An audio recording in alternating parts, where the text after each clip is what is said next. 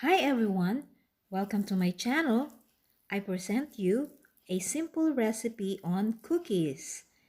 It does not have butter and is easy to make. Here is the procedure.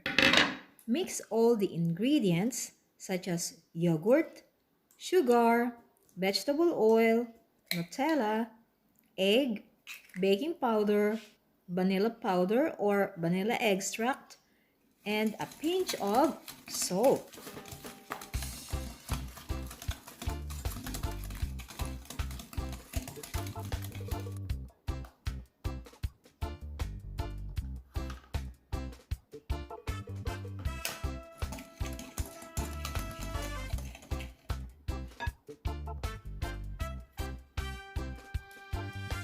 Add the sifted flour little by little to the mixture.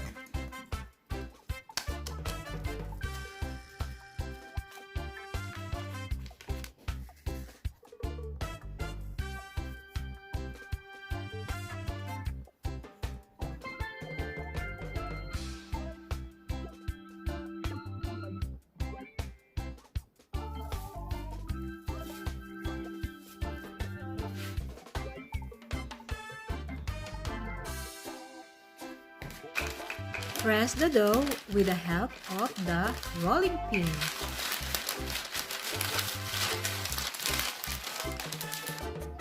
Now it's time to form circles using a molder.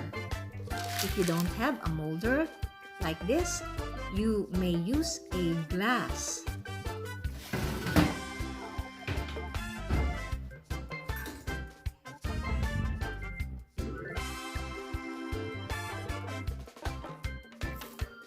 Now they are done.